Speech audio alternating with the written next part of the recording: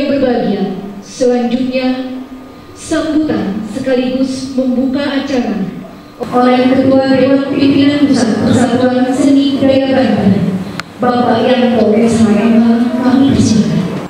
Bismillahirrahmanirrahim. Assalamualaikum warahmatullahi wabarakatuh.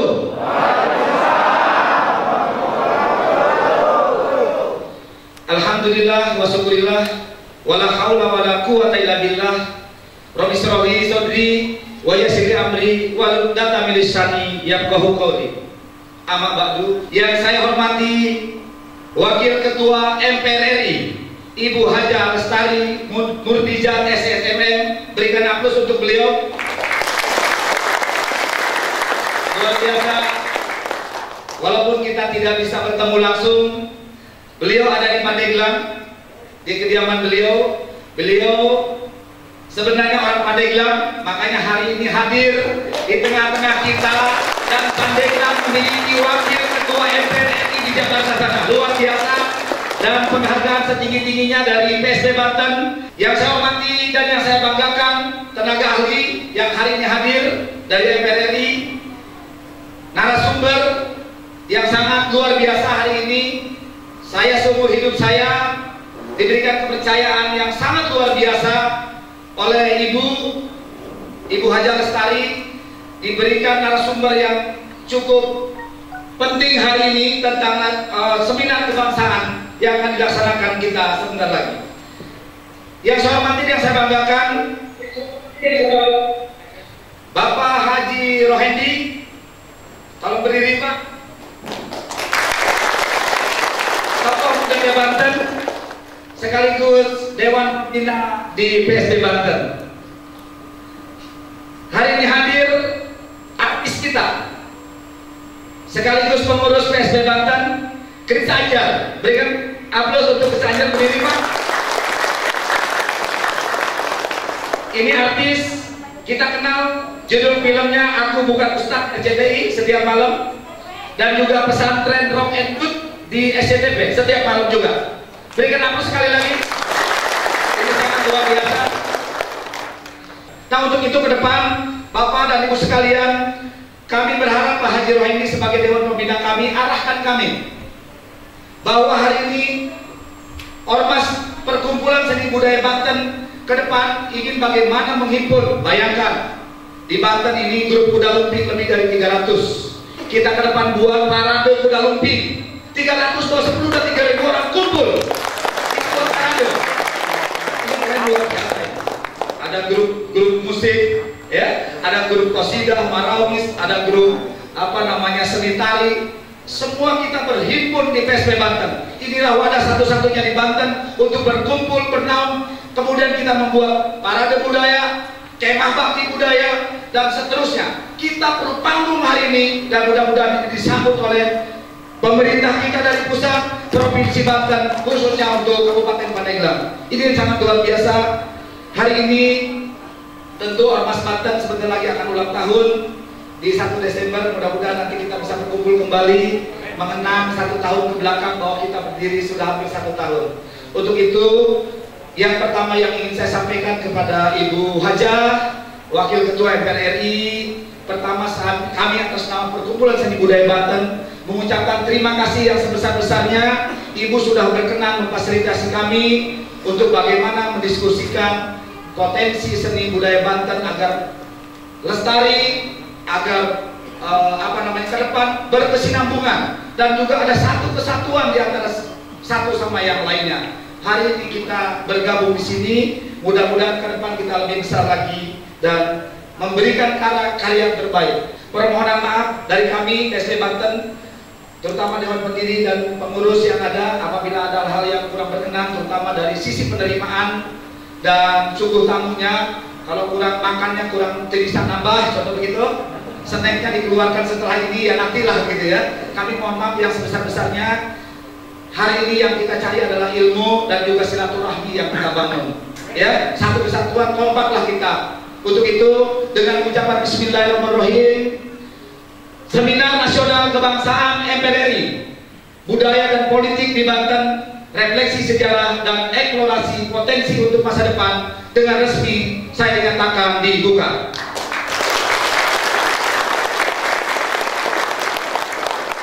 Demikian, billahi taufiq wal hidayah. Assalamualaikum warahmatullahi wabarakatuh.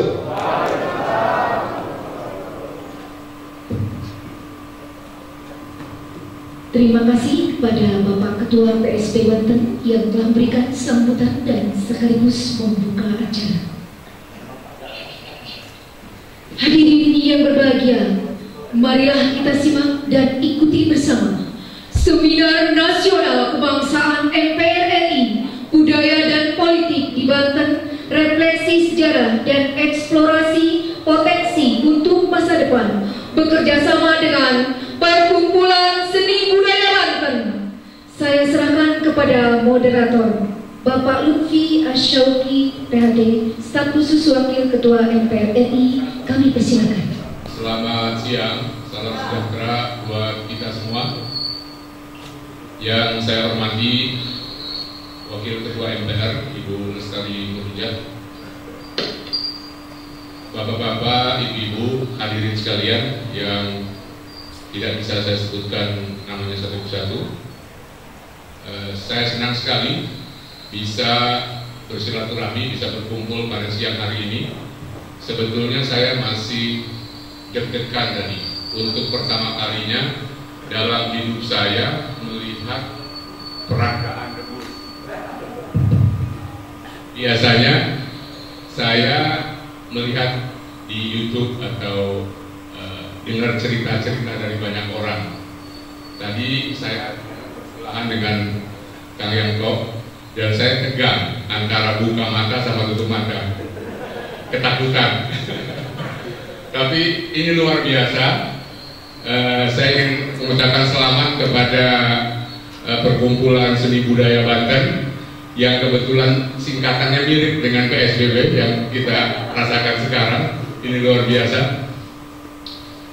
Bapak, Ibu, hadirin sekalian, seperti mungkin sebagian Anda ketahui bahwa kita mengadakan seminar pada siang hari ini.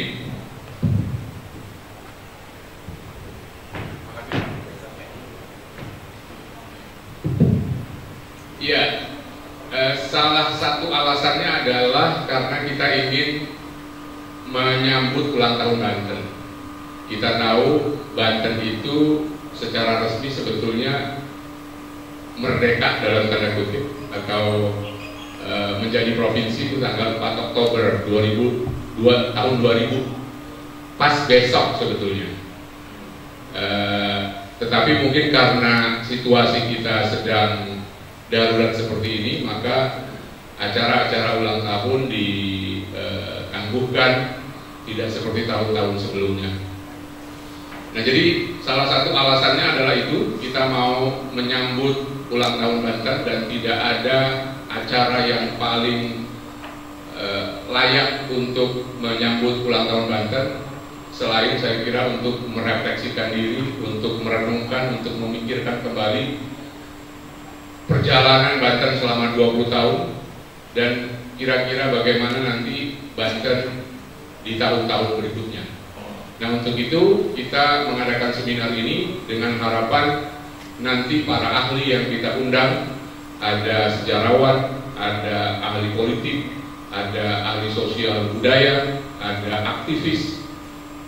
Nanti kita akan coba mendengarkan dari para ahli ini dan mudah-mudahan ada sesuatu yang bisa kita petik setelah kita keluar dari ruangan ini. Sebagai pengantar saya ingin memberikan refleksi, nanti para pembicara bisa mematangkannya. Banten ini sudah 20 tahun usia yang kalau dilihat dari rentang sejarah negara bangsa masih pendek, tetapi 20 tahun kalau usia manusia sudah lumayan, sudah beranjak remaja, dewasa, sudah mandiri dan seterusnya. Nah, kalau kita lihat pencapaian-pencapaian Banten, ada sebagian yang bagus dan ada sebagian yang kurang bagus tentu saja, sama seperti provinsi-provinsi lain. Saya ingin mencatat dari sisi SDM misalnya. Kalau kita lihat Human Development Index atau Indeks Pembangunan Manusia, Banten itu termasuk tinggi. Di Indonesia itu peringkat ke-8, ya, termasuk HDI-nya cukup tinggi, dan salah satu penyumbang terbesarnya adalah karena Banten kita punya Tangerang, kota Tangerang dan Tangerang Selatan yang berdekatan dengan DKI. Dari sisi demokrasi juga lumayan, tidak jelek-jelek amat. Kalau menurut Indeks Demokrasi Indonesia, Banten menduduki posisi ke-17. Nah, ini bisa dilihatnya sebagai pencapaian, bisa juga dilihat sebagai cambuk kalau kita ingin memperbaikinya. Dari sisi ekonomi, Banten juga lumayan. PDRB-nya cukup tinggi, sekitar 600 triliun. Sebagai sebuah provinsi, ini luar biasa, besar. Sekitar peringkat ke-8 tertinggi di Indonesia. Kemudian, saya kira itu catatan-catatan baiknya. Nah, catatan buruknya, saya kira sebagian atau provinsi-provinsi lain juga memiliki ini. Nah, yang memprihatinkan dari Banten adalah meskipun kita mencapai PDRB yang tinggi, tapi tingkat penganggurannya juga tinggi. Nah, ini biasanya ini nanti dari pakar politik bisa menganalisa korelasi antara pendidikan tinggi, HDI yang tinggi, juga pengangguran yang tinggi. Nah, pengangguran di Banten itu tertinggi di Indonesia. Selalu bersaing antara Banten dengan Jawa Barat. Ya, Banten pengangguran tertinggi. Korupsi juga lumayan buruk catatannya. Dari 25 provinsi terkorup di Indonesia menurut catatan KPK, Banten berada di posisi ke-8. Ya, tidak nomor 1, tidak nomor 2, lumayan lah. Tetapi kalau bisa ke depan kita usahakan agar berada di peringkat paling bawah urusan korupsi. Karena urusan korupsi kalau paling atas artinya paling jelek. Nah, kira-kira Bapak Ibu itu sebagai pengantar diskusi atau seminar kita pada hari ini, nanti para pembicara akan menguraikan lebih jauh lagi. Kita memiliki 6 pembicara. Saya bacakan saja di sini. Yang pertama, nanti saya akan mengundang Bapak Tubagus Amri Wardana. Beliau adalah salah satu zuriat Kesultanan Banten dan Ketua 2 DPP Makin yang sudah hadir di tengah-tengah kita. Kemudian ada Bapak Radasoni C. Wibisono, peneliti dari Pusat Arkeologi Nasional, yang akan memberikan presentasinya secara virtual. Kemudian ada Profesor Lili Ramli dari Lembaga Ilmu Pengetahuan Indonesia atau LIPI. Kemudian ada Ibu Neng Dara Afia, teman saya, orang Banten yang sangat peduli juga dengan provinsi ini. Kemudian ada Kang Yanto, nanti kita juga akan minta sedikit uraiannya. Dan yang terakhir kita akan meminta Mas Arif Adi Wibowo dari Ikatan Sarjana Nahdlatul Ulama. Nah, ini adalah para pembicara kita. Saya akan memanggil para pembicara nanti setelah saya persilahkan waktu untuk Ibu Lestari memberikan opening remark. Nah, sekarang mari kita dengarkan Ibu Lestari memberikan opening remarknya. Silakan, Bu Lestari.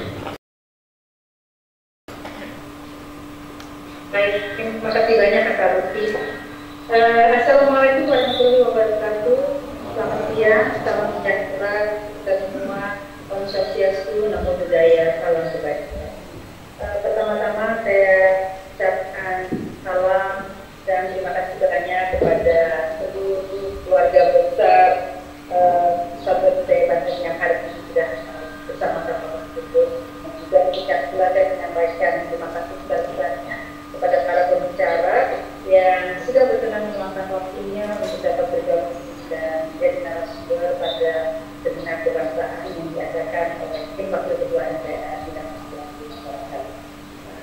siang kepada Kang Yanto selaku Ketua Umum DPW PSI Banten dan beserta seluruh jajarannya Dewan Perkumpulan Budaya Banten, para dewan pendiri, para pengurus dan para peserta. Yang terhormat Bapak Subagio Samriwardana memanggil SMH Kuliah Suara Banten dan juga Ketua 2 DPD Majelis Adat dan Keraton Nusantara yang hari ini saya bahagia sekali karena Bunda Yani, Sekjen dari Majelis Adat Kerajaan Nusantara, yang mulia Dr. Anda Haji Ayani Suswodoyo, Pengantin Sultan Sumeneb Jatim, berkenan khusus dari Jawa Timur dan Profesor Lili Romli, Bu Nendara Afifah, dan ada senior saya Mas Sono, dan tentunya Mas Arif Adinbowo yang hari ini hadir dalam kapasitas sebagai pengurus Pusat Ikatan Sarjana Anak dan Ulama. Terima kasih Kak Lutfi. Jadi sebelum kita mulai seminar, barangkali saya ingin bercerita sedikit. Saya ini jatuh cinta dengan bangsa. Tahun ketika saya masih menjadi mahasiswa arkeologi di Fakultas Sastra Universitas Indonesia, jadi juniornya Mas Soni. Tugas pertama saya adalah tinggal di Banten cukup lama, 2 minggu waktu itu melakukan penggalian di sekitar Banten lama. Dan disitulah saya mempelajari dan mendalami bahwa sesungguhnya Banten ini kaya luar biasa. Bukan hanya tinggalan sejarah, kita tidak bicara dalam konteks arkeologi, tetapi kita bicara kebesaran Banten sebagai suatu bangsa yang hebat. Bagaimana kemudian pada saat itu Banten menjadi, pada masanya Banten menjadi salah satu kerajaan yang sangat penting. Bagaimana Banten kemudian berkembang juga menjadi sebuah kerajaan dengan sejarah bahari. Kemudian bagaimana pelabuhan Banten berkembang dan di bawah Sultan Ageng yang kemudian juga adalah menjadi pahlawan nasional, Banten menjadi sebuah kerajaan yang besar dan di masa jayanya mampu membangun armada laut, memiliki angkatan perang, mendirikan pusat budaya dan ilmu pengetahuan. Artinya pada zaman itu saja sesungguhnya Sultan Agung Mitayasa sudah meletakkan sebuah fondasi yang sangat penting bagi perkembangan masyarakat Banten, baik dalam bidang pertahanan keamanan, pengetahuan, budaya, teknologi, dan juga lingkungan. Saya kira hanya Banten, saya nanti dikoreksi yang maksudnya, yang masih memiliki kebijakan yang jelas-jelas menunjukkan adanya sebuah teknologi bagaimana merubah air yang kotor menjadi air yang bersih. Kita melihat itu mulai dari ada sebuah bangunan yang difungsikan menjadi penyaring air, Pandelan namanya. Dan itu tidak ditemukan di tempat lain. Dengan itu kita dapat memahami apabila kita melihat pada waktu yang lalu atau menengok masa yang lalu bahwa sesungguhnya masyarakat Banten di kala itu sudah memiliki kemampuan teknologi yang tinggi dan bukan itu saja, tetapi sudah memiliki kepekaan dan pemahaman bagaimana memelihara lingkungan dengan baik.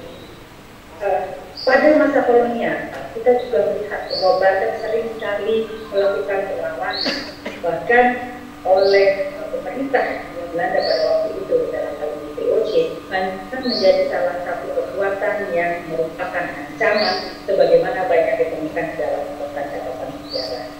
Dalam perjalanannya ada pemberontakan petani Banten yang merupakan perlawanan dari rakyat Banten.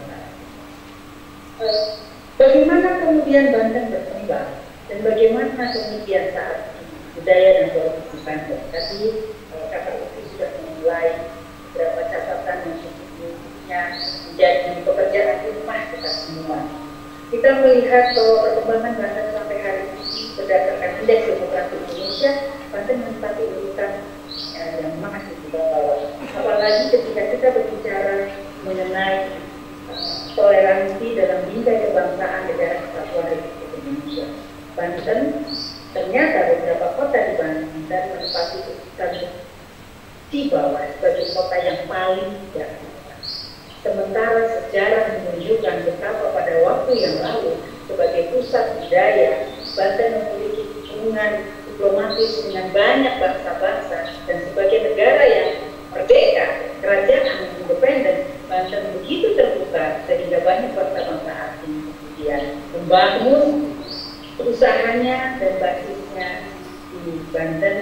bagaimana cita-cita peninggalan yang bisa kita lihat bersama.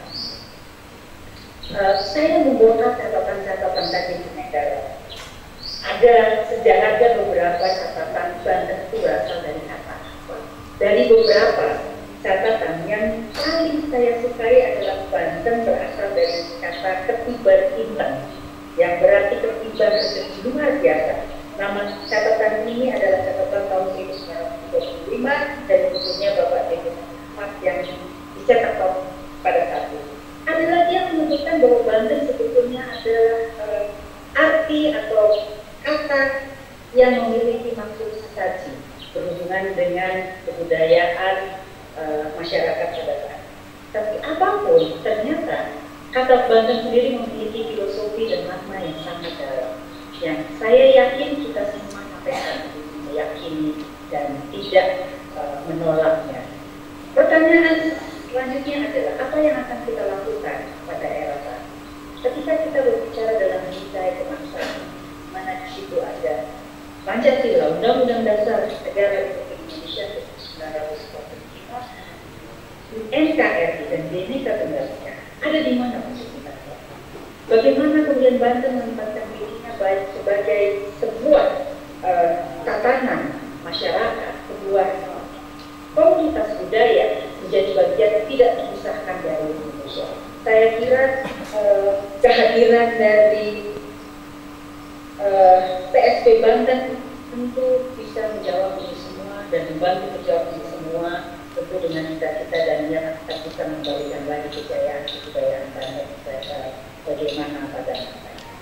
Sekali lagi terima kasih banyak kepada para pembicara yang sudah berkenan hadir dan nanti bisa kita berdiskusi banyak lagi kepada kawan-kawan semua.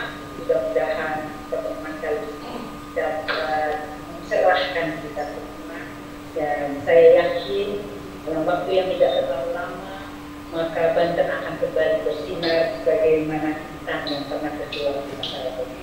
Pak Yanto, saya tadi menyampaikan saya memang jatuh cinta kepada Banten, dan ternyata bukan hanya jatuh cinta kepada Banten, suami saya juga orang Banten. Jadi betul mungkin kemudian tim Wakil Ketua MPR hari ini memilih tempat untuk menyelenggarakan seminar nasional kebangsaan negara di Banten, tetapi karena memang banyak sekali catatan-catatan sebagaimana yang tadi disampaikan oleh Kakak Lutfi yang memerlukan pemikiran kita bersama. Pekerjaan rumah yang begitu banyak yang harus disikapi, dan salah satunya adalah permasalahan sosial termasuk permasalahan budaya. Catatan lain adalah kekayaan peninggalan budaya yang saat ini dimiliki Banten tidak sepenuhnya dapat digunakan dan kemudian dijaga dengan baik. Banyak sudah kerusakan-kerusakan yang tidak dapat kita cegah, yang tentunya juga yang tentunya juga memerlukan campur tangan dari semua pihak. Saya kira itu saja Kakak Luki. Terima kasih sekali lagi, selamat berdiskusi, dan wassalamualaikum warahmatullahi wabarakatuh.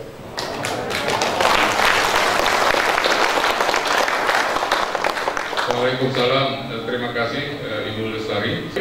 Hari ini sekalian kita mulai saja. Saya akan memberikan waktunya yang pertama pada Bapak Tubagus Amri. Assalamualaikum warahmatullahi wabarakatuh. Salam sejahtera bagi kita semua. Alhamdulillah wa syukurillah wa la hawla wa la quwwata illa billah. Wassalatu wassalamu ala nabiyya wa rasulullah. Sekarang 2020, waktu itu 2018 bro, hampir 200 tahun kita ditinggali oleh Sultan. Banten ini hampir 200 tahun. Jadi nggak usah heran kalau ada banyak sekali forum-forum budaya-budaya segala macam organisasi masyarakat di Kesultanan Banten itu tidak kurang dari 10 organisasi yang berkaitan, yang berafiliasi kepada Kesultanan. Karena kita mencari jati diri.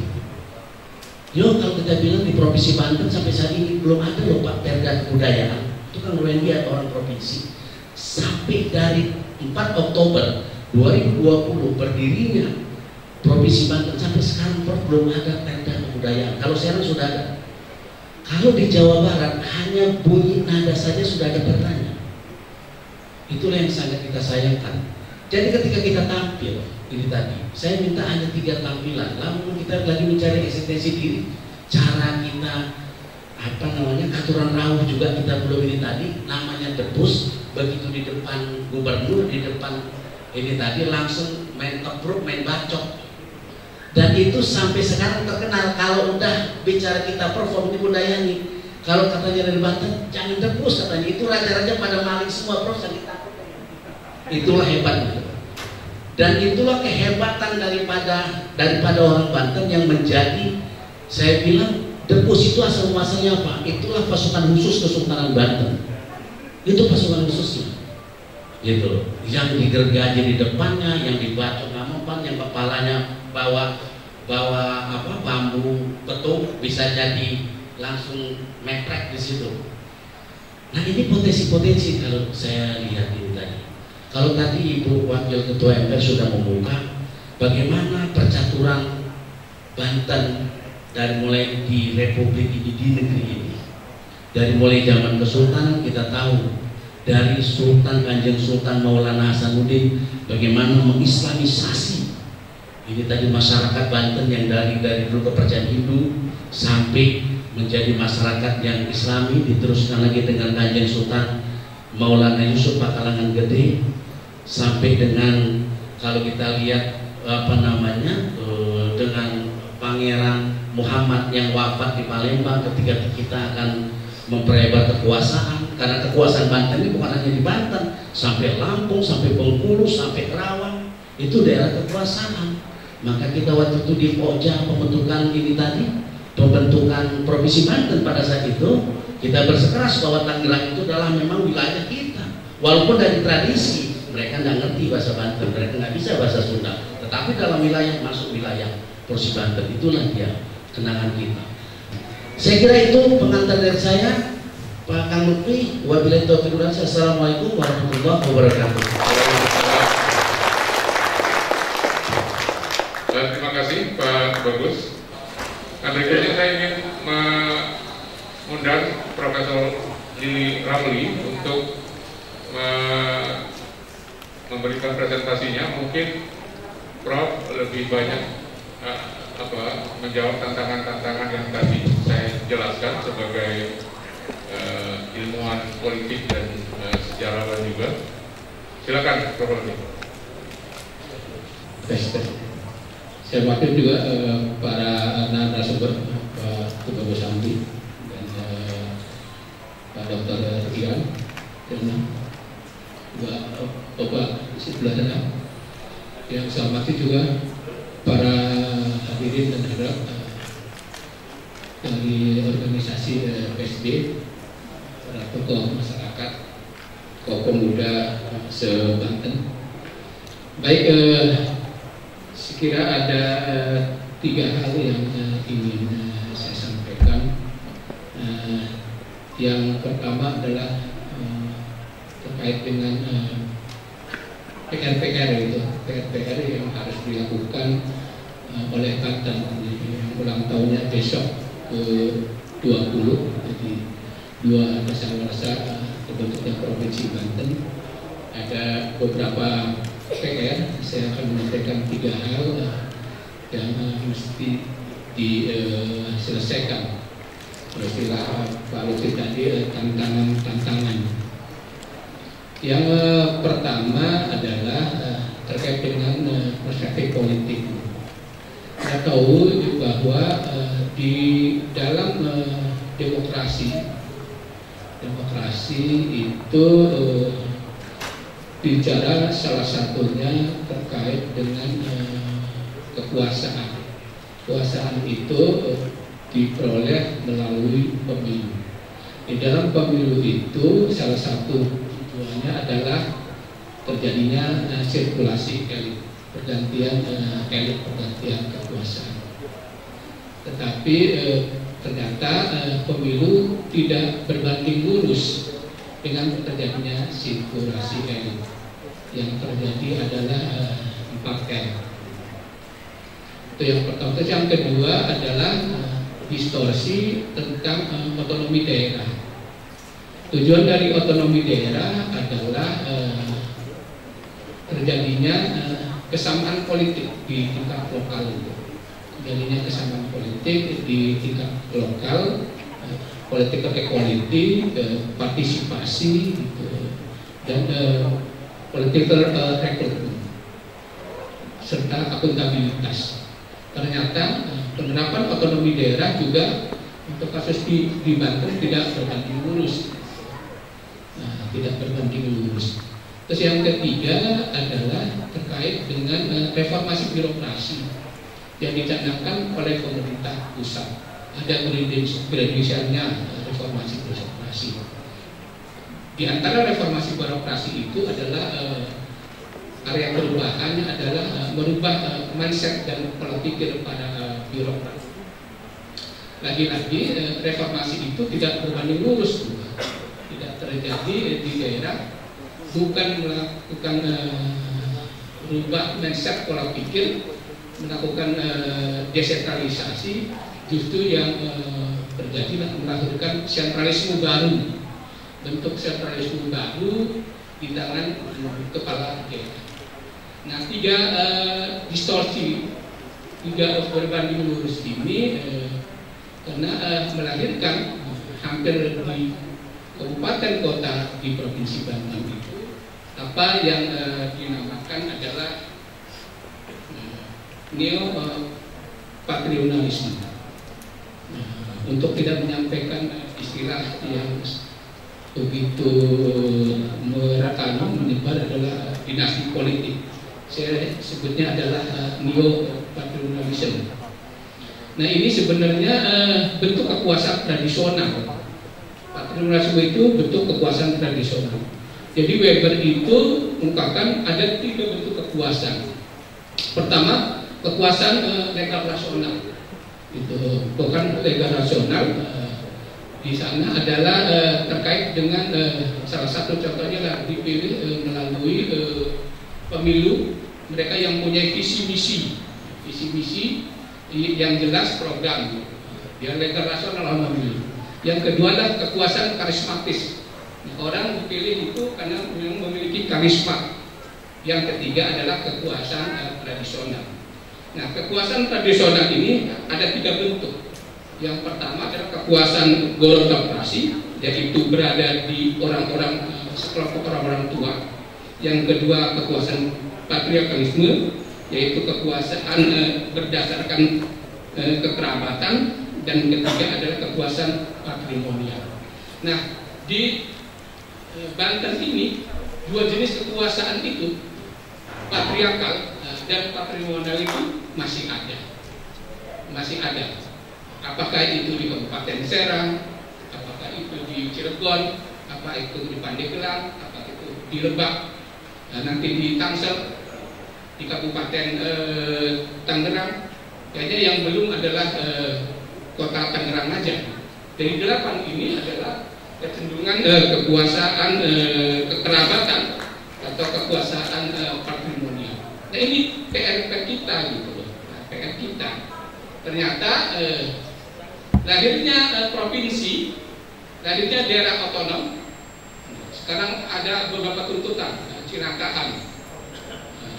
Ada beberapa tuntutan untuk ke daerah otonom.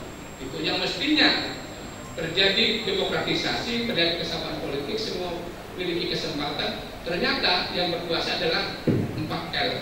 Lu lagi, apakah istrinya, apakah anaknya, dan sebagainya. Kita sedih, itu Tangerang, Pandeglang dan Lebak ini belum ada perubahan-perubahan yang signifikan. Semenjak saya kecil, yang bagus adalah ya jalan provinsi aja gitu. Nah, jalan provinsi atau jalan nasional. Tapi kalau mau masuk itu kampung-kampung, jalannya masih lebat, masih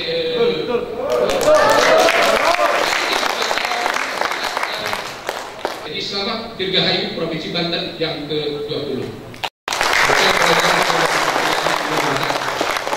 Terima kasih Prof. Yudi, saya senang sekali dapat banyak insight dari Prof. Yudi. Selain 3 PR yang harus kita hadapi ke depan itu, politik, otonomi daerah dan reformasi birokrasi. Tadi ada informasi baru, Prof. Lili. Silakan Mbak Neng. 10 menit ya Mbak Neng. Baik, terima kasih. Assalamualaikum warahmatullahi wabarakatuh. Ya, apakah terdengar suara saya? Jelas, silakan. Jelas ya, baik. Yang saya hormati Ibu Wakil Ketua MPR, Ibu Lestari, seluruh narasumber yang sore hari ini hadir di tengah-tengah kita semua, para pejabat lokal maupun nasional yang sore ini kita belajar bersama ya, memikirkan bagaimana semestinya Provinsi Banten ke depan. Bapak Ibu yang saya hormati, kalau tadi narasumber sebelumnya ya Prof. Sono, Prof. Lili itu berbicara tentang kesejarahan Banten ya, termasuk sambutan tadi Ibu Lestari ya. Saya tidak akan mengulang narasi itu karena kita tahu semua tentang kegemilangan Banten di masa lalu gitu. Saya ingin berbicara dan memfokuskan kepada bagaimana realitas Banten hari ini dan bagaimana semestinya ke depan gitu ya. Tentu saya ingin overview tentang posisi Banten yang provinsi tidak besar ini di tengah-tengah dunia gitu, baik di tingkat global maupun nasional. Apakah panitia bisa share ini saya PPT saya?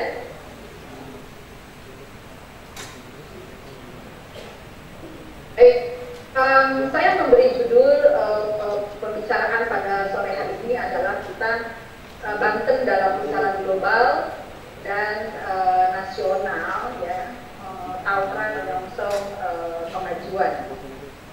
Next. Pembicaraan difokuskan kepada bagaimana Banten bergerak maju dalam pusaran masyarakat global dan nasional, terutama dalam mencapai kebahagiaan warganya. Kebahagiaan ini saya penting highlight karena di dalam lagu Indonesia Raya Sang Kedua itu ada kata-kata Indonesia bahagia. Jadi tujuan kemerdekaan itu sesungguhnya adalah membahagiakan warga masyarakat. Dan juga menegakkan hak asasi manusia, menegakkan hak-hak perempuan yang tadi tidak disinggung, dan saya kira panitia meminta saya juga salah satunya berbicara soal ini, dan penegakan kehidupan yang toleran yang tadi sempat disinggung ya oleh pembicara sebelumnya.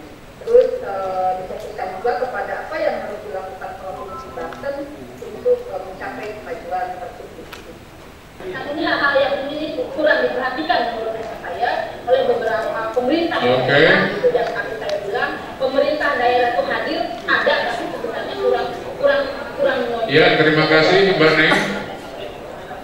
Terima kasih, kita berikan aplaus buat sayang sekali kita dibatasi oleh waktu, meskipun penjelasan dari Mbak Neng tadi banyak sekali data-data yang perlu kita pelajari. Nanti mungkin bagi yang tertarik dengan PowerPoint-nya bisa di-share dan bisa diminta ke panitia karena banyak data yang bisa kita pelajari dari sana. Nah, berikutnya saya ingin memberikan waktu buat Kang Yanto.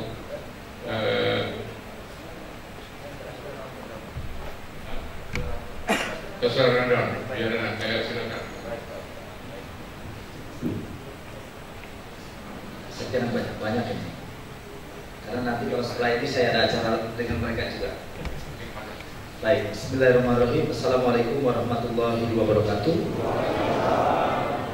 Alhamdulillah wa syukurillah wa la haula wa la quwwata illa billah. Amma ba'du. Yang saya hormati para pemateri hari ini, Saya berulang-ulang menyampaikan kebanggaan saya Pak, bisa berjajar dengan beberapa profesor di depan.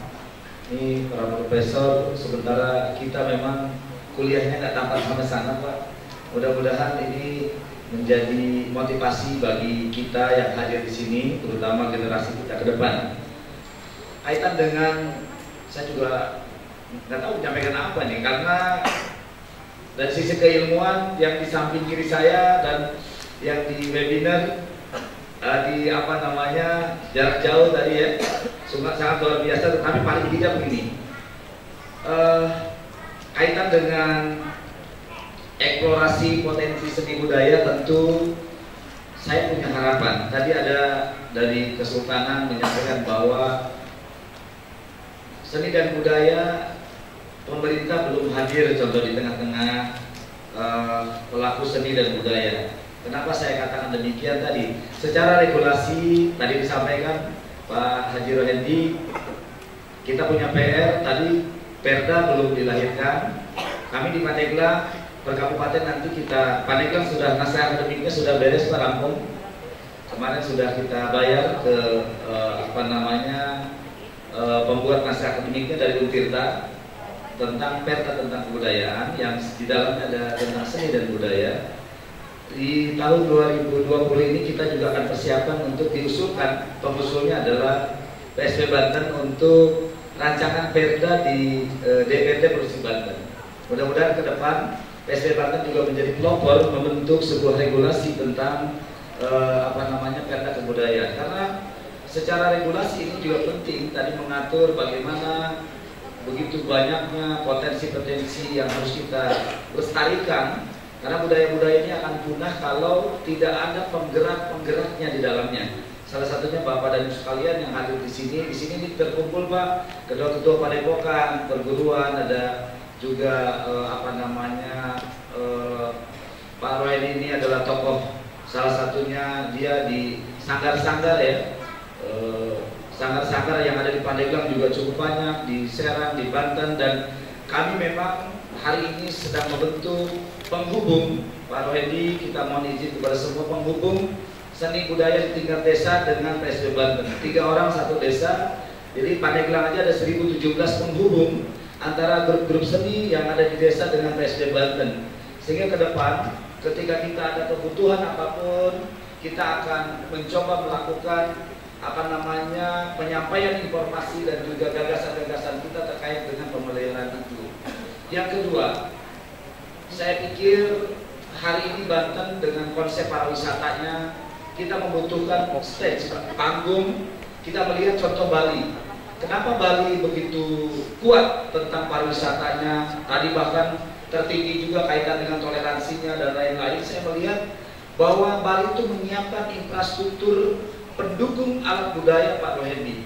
Di mana-mana ada stage, ada tempat, ada turis tidak ada turis, dia ada turis tidak ada turis. Pelaku-pelaku seni ini setiap hari tampil dengan jadwal yang sudah ditetapkan. Anggap aja mereka membuat sebuah latihan bersama di satu tempat.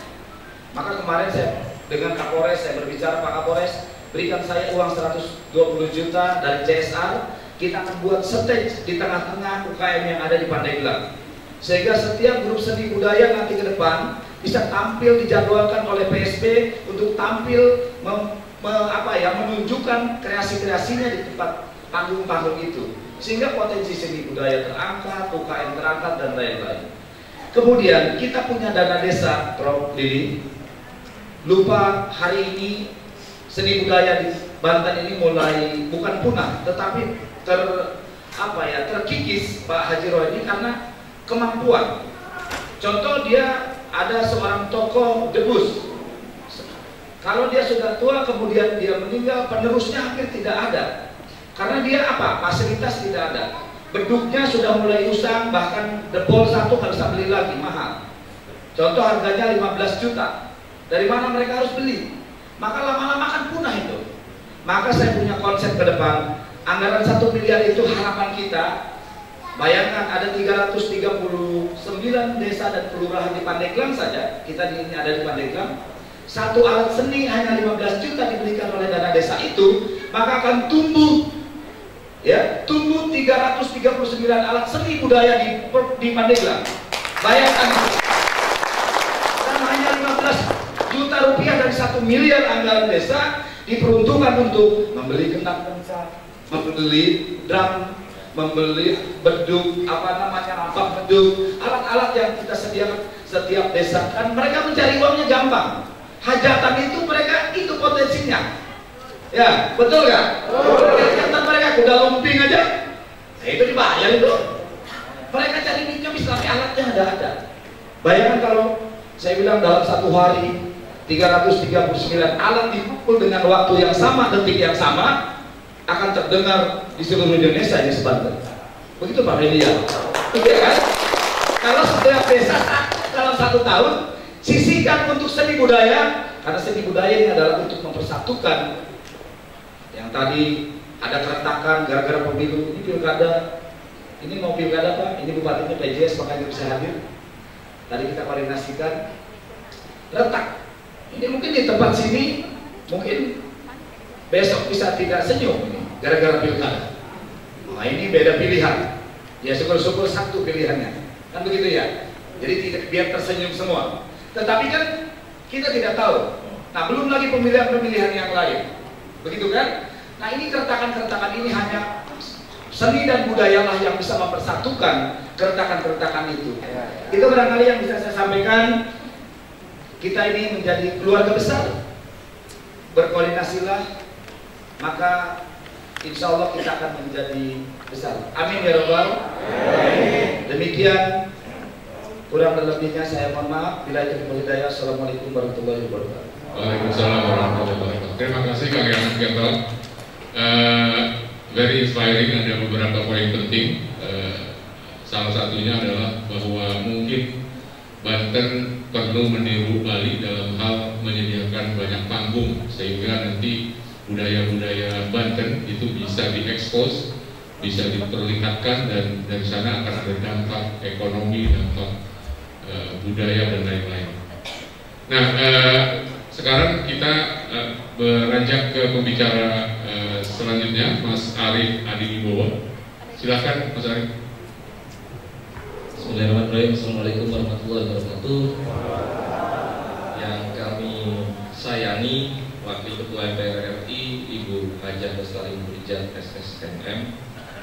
Jadi Bapak Ibu, Akang dan Abah semua yang saya hormati, 2019 di sela Kongres Ulama Sedunia itu ada 2 rombongan besar berkunjung di sela acara itu ke PBNU, termasuk kemudian mereka ke istana. 2 rombongan besar itu, satu dari Afghanistan, terdiri dari 8 mullah negeri itu yang dipimpin oleh Mullah Abdul Ghani Al-Badar. Lalu satu lagi dari Suriah yang dipimpin oleh Syekh Ramadan Al-Bauti. Ada satu cerita yang sampai sekarang itu saya ingat, dan sampai sekarang kalau saya ulangi cerita itu saya merinding. Saya harap sama-sama merinding kita di sini. Dalam pembicaraan yang singkat itu nggak sampai sejam, para mullah dan saya ini nangis. Bapak Ibu, mereka bilang begini, negeri kami, nah ini yang Afghanistan bilang, itu penduduknya cuma 32 juta. Agama mayoritas Islam. Kalau Bapak Ibu baca itu data demografi Afghanistan, 99,7% Islam. Tapi apa yang terjadi di negeri kami terus-menerus berperang.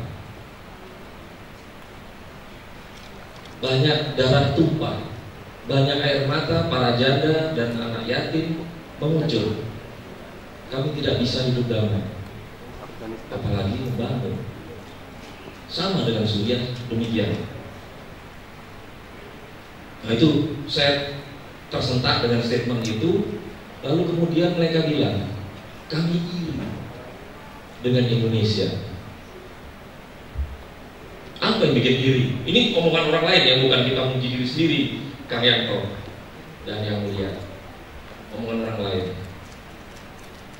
Islam, umat Islam di Indonesia menunjukkan jati diri Islam yang sesungguhnya sebagai Islam yang rahmatan lil alamin. Islam yang membawa kedamaian, keberkahan pada tanah yang ditempatinya. Berbeda dengan kami. Lebih lanjut dia bilang, hebatnya Islam di Indonesia itu adalah Islam yang bisa bersanding dengan budaya, adat istiadat, dan semua kebiasaan baik yang sudah dilakukan oleh leluhurnya. Mengutip kaidah fikih, beliau menyebut al-adab muhkamah. Adat yang baik itu bisa jadi ketetapan hukum, dan itu di Indonesia. Bayangin, kita beragam suku bangsa. Saya orang Jawa, Kang Yanto saudara saya baru ketemu orang Banten, ini jadi saudara saya sekarang. Bapak Ibu semua saudara saya. Kita bersatu dalam sebuah negara yang sangat beragam. Agamanya beragam, bahasanya beragam.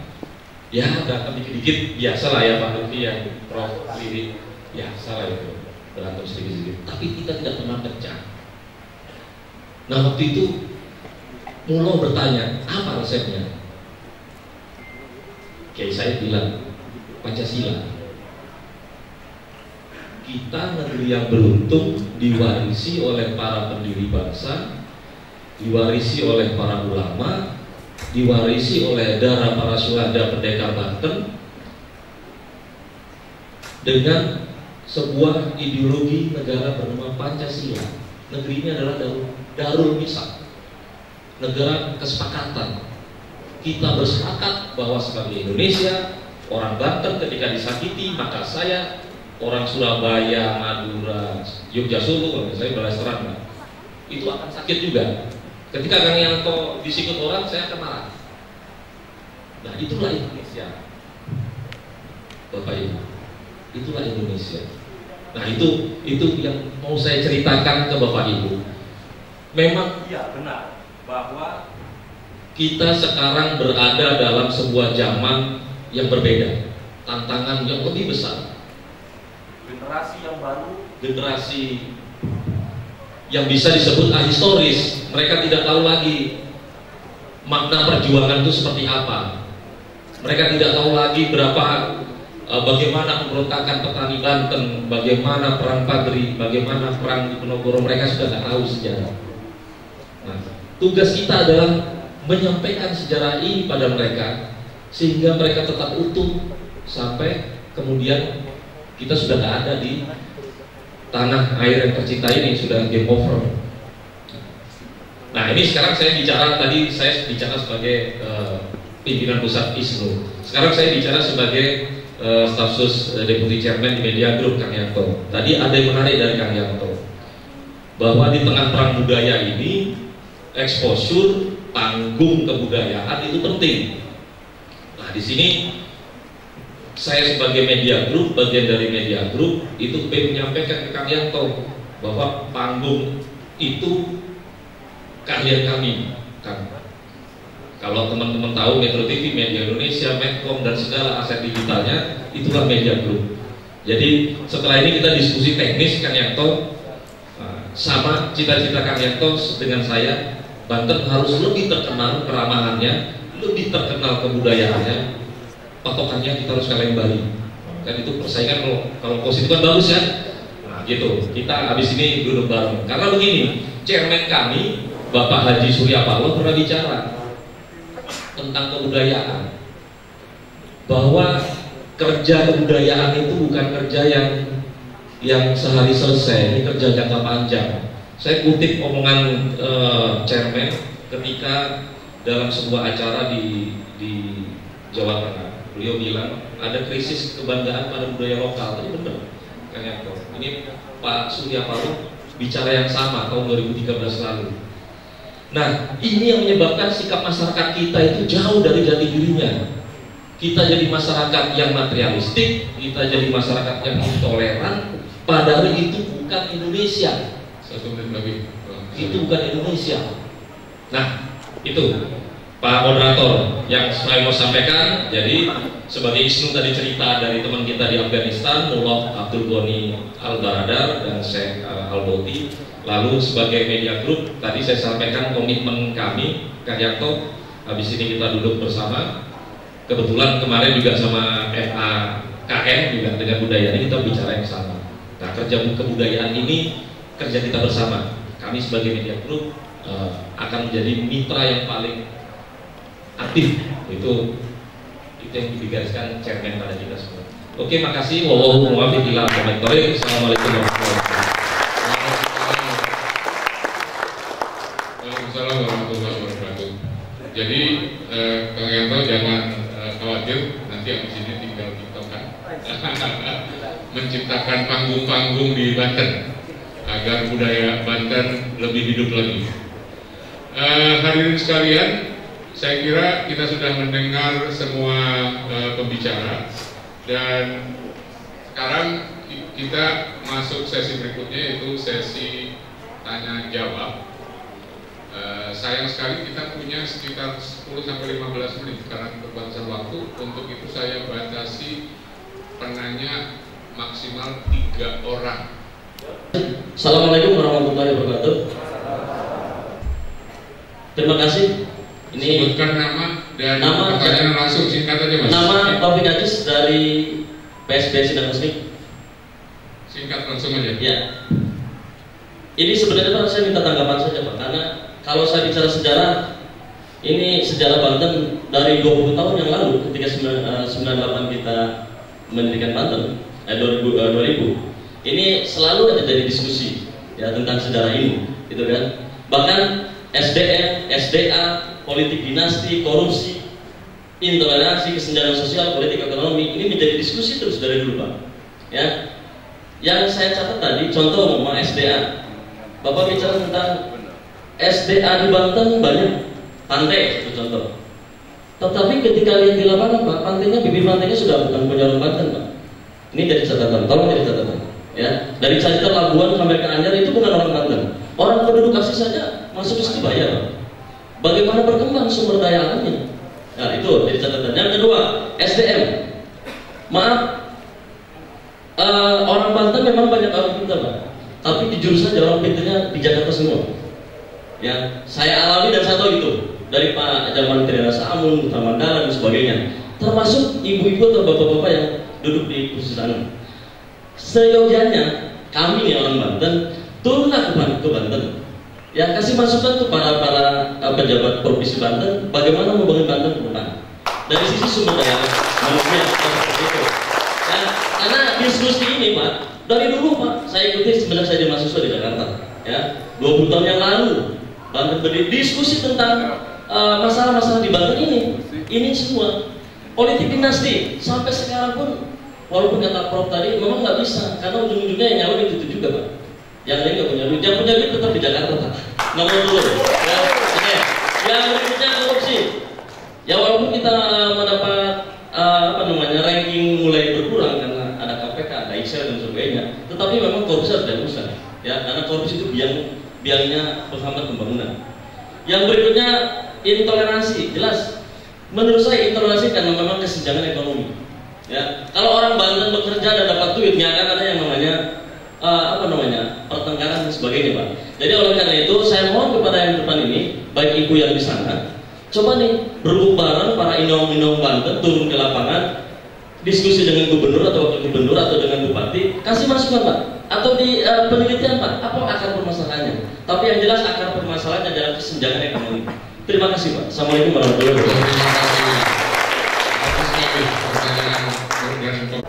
Sampurasun. Alhamdulillah, berarti masih budaya ini. Mohon izin yang terhormat Ibu Haji Lestari, terima kasih sudah memberikan pencerahan pada kita semua. Prof Lili, terima kasih dan semuanya teman saya dari Kesultanan, luar biasa baru ketemu lagi kita sejak PBB. Belum ada event juga. Ya, Bapak Ibu langsung saja pada pertanyaan. Sebenarnya begini, kalau pandangan saya, mengapa di Banten begini? Intinya adalah sumber daya manusia. Dan mengapa sumber daya manusia Banten seperti ini? Ini ada urutan sejarahnya. Sejak 1813, Banten itu sultannya sudah tidak lagi kesultanan yang utuh yang berdaulat. tetapi sudah masuk campur tangan Belanda, dan kemudian oleh Belanda diadu domba, sehingga mindset orang Banten kekinian menurut saya itu sudah berubah dengan mindset masyarakat Banten pada saat Sultan Agung Tirtayasa. Dulu begitu terbuka kita pada siapapun yang ingin membantu Banten. Hari ini masyarakat Banten yang ada saling curiga, hayang menang sorangan, hayang untung sorangan. Maka ini yang harus dihilangkan dari PSB. Setuju? Kita harus maju bersama. Setuju? Ada panggung satu, panggung bersama, betul? Ya. Jadi sebenarnya kita udah siap untuk maju bersama jika kita butuh figur, Pak.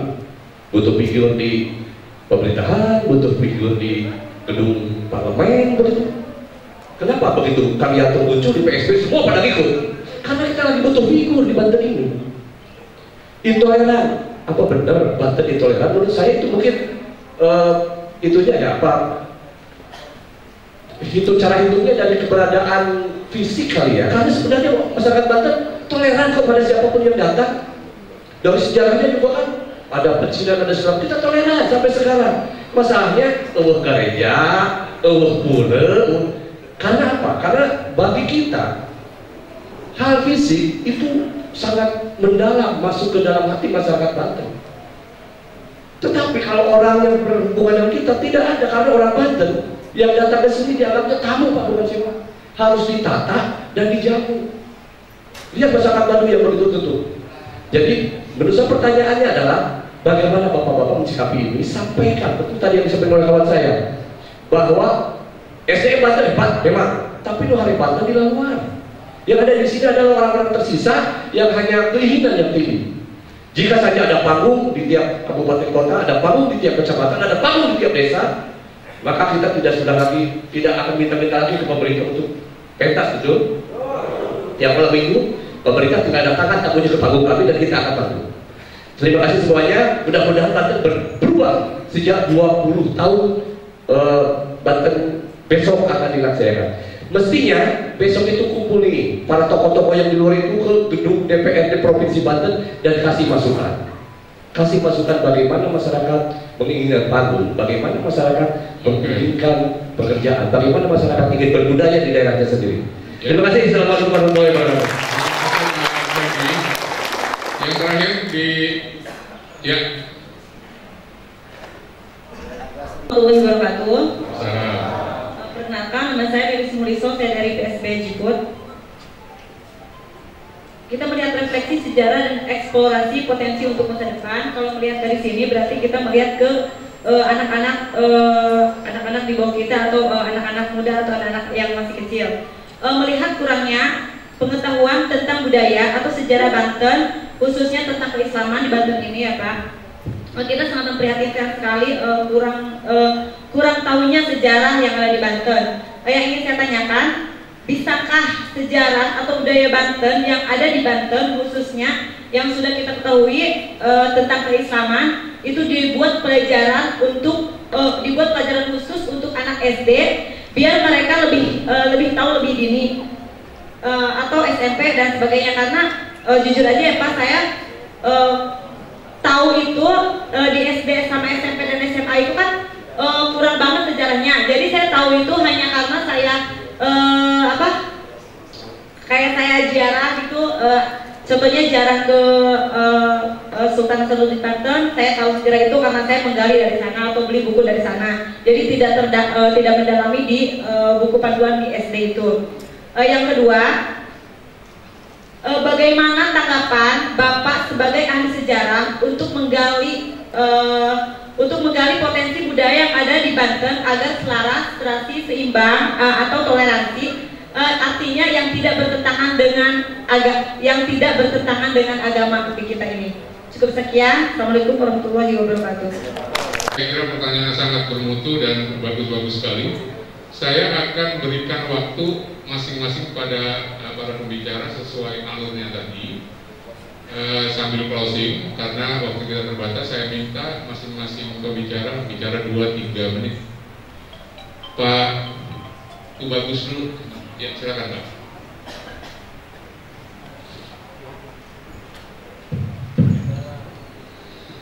Baik, assalamualaikum warahmatullahi wabarakatuh. Saya mencoba menanggapi dari pertanyaan Akang yang pertama, bahwa bagaimana potensi alam, bagaimana potensi SDM ini bisa terekspos, bisa tereksploitasi dengan yang tadi, bahwa sesungguhnya kita perlu payung hukum. Bagaimana mungkin potensi budaya kita bisa meningkat, bisa kita eksplor kalau perda kebudayaan saja kita belum ada. Itu payung hukum, dari perda nanti ada turunannya. Begitu ya Prof ya, harus kita punya perda untuk payung hukum tadi. Dari situlah sumbernya kalau kita mau bicara tentang bagaimana meningkatkan potensi. Oleh karena itu kami dari Lembaga Pemangku Adat dengan hak inisiasi pada tahun yang lalu itu sudah mencoba dengan Komisi 5 DPRD Provinsi Kang Yanto, itu kita sudah membuat rancangan undang-undang perda kebudayaan. Nanti dari PSB Banten tinggal melanjutin, kita dorong. Karena itu payung hukumnya. Oke, itu nanti dari saya karena ini singkat. Untuk saya kembali ke tadi tentang sejarah. Karena sekarang sudah direvitalisasi atau ditata di Khususnya Banten. Kita perlu juga nanti membuat, kita usulkan kepada gubernur. Kemarin semalam saya baru saja bicara dengan PT BGD untuk bagaimana beliau memasukkan proposal untuk membuat badan pengelola. Jadi bukan hanya direvitalisasi Banten itu, tapi nanti ada edukasi budaya di sana. Bagaimana masyarakat itu senang. Saya selalu iri kalau kita ke Bali hanya ngelihat monyet di Sanur pakai selempang, saya bilang sama Kak Reni. Tapi bagaimana orang bisa masuk ke dalam kawasan Kesultanan Banten, itu bisa edukasi budaya. Di sana ada saya bilang tadi masuk ke keraton di mana tempat Sultan ketemu sama masyarakatnya, sama temunya, ada sumber mata air di dalamnya, ada Watu Gilang, ada Singayaksa, ada Kiamu. Itu bisa menjadi pelajaran. Makanya kita perlu membuat nanti badan pengelola di Kesultanan Banten. Saya kira itu Pak Burato. Kita sudah diskusi lebih dari 2 jam. Saya ingin menyimpulkan sedikit sebelum mic saya serahkan ke MC. Jadi dari diskusi kita hari ini, paling tidak ada 3 poin penting. Yang pertama adalah bahwa selama 20 tahun terakhir sejarah Banten sebagai provinsi, Banten telah mengalami berbagai pencapaian, tetapi juga meminjam istilah Profesor Lili Ramli, ada banyak PR yang harus kita selesaikan. Nah, PR ini ada banyak sekali, dari soal politik, soal ekonomi, soal budaya, soal SDM dan seterusnya. Yang kedua, yang saya kira tidak kalah penting juga adalah bahwa dari berbagai statement dari pembicara tadi, bahwa karakter atau jati diri orang Banten itu sebetulnya egaliter dan terbuka. Tapi kenapa belakangan ada sebagian atau sebagian besar orang-orang Banten yang jati diri egaliter dan terbuka itu tidak ditemukan lagi. Nah, ini adalah semacam self reflection atau refleksi diri yang saya kira perlu kita garis bawahi. Yang ketiga, saya kira kita semua setelah ini harus mendorong lebih keras lagi, karena ada sebagian problem-problem di atas tadi itu lahir dari ketidakbecusan, menggunakan istilah yang itu, atau ketidakhadiran pemerintah yang itu berdampak pada persoalan-persoalan ekonomi. Tadi ada yang bilang bahwa masalah intoleransi salah satu akarnya adalah persoalan kesenjangan ekonomi. Ada banyak orang-orang yang masih menganggur, ada banyak orang-orang yang masih tidak punya pekerjaan dan seterusnya, dan itu yang mendorong lahirnya intoleransi. Nah, saya kira 3 poin penting itu yang bisa kita bawa pulang untuk kita renungkan dan kita kaji, kita kembangkan nanti untuk dicarikan solusi dan jalan keluarnya. Akhirnya saya ingin mengundang hadirin semua untuk memberikan aplaus yang sebesar-besarnya kepada para pembicara kita.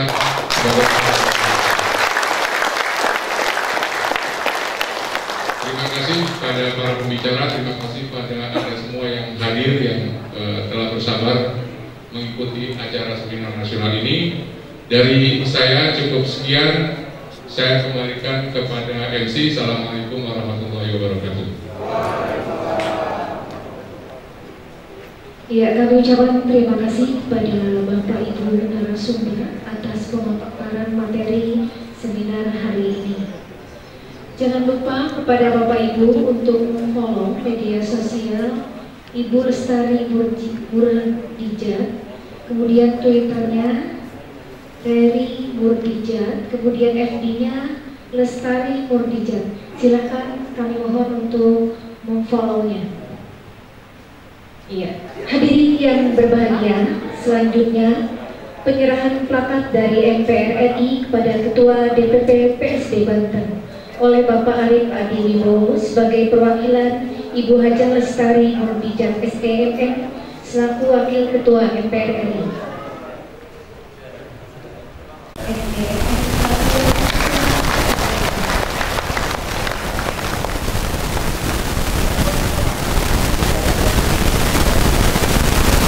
Oleh Bapak Haji Hasanuddin selaku Dewan Pendiri PSB Banten. Kepadanya disilakan. Penutupan dulu kita.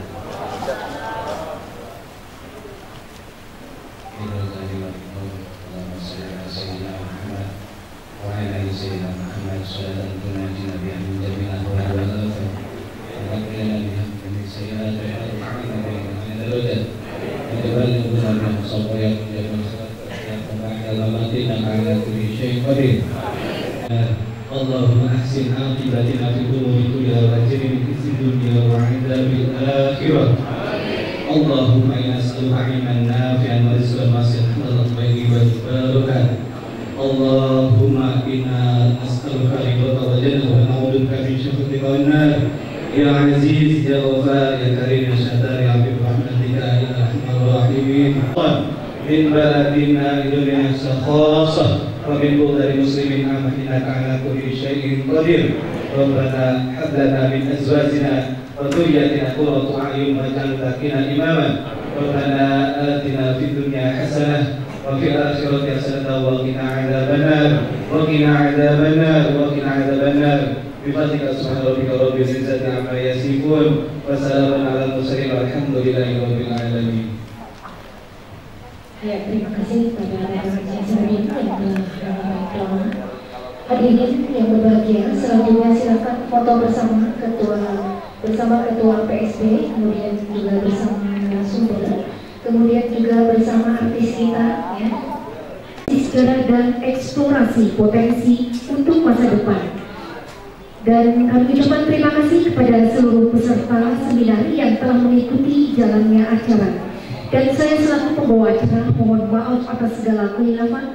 Billahi taufiq wal hidayah. Wassalamualaikum warahmatullahi wabarakatuh.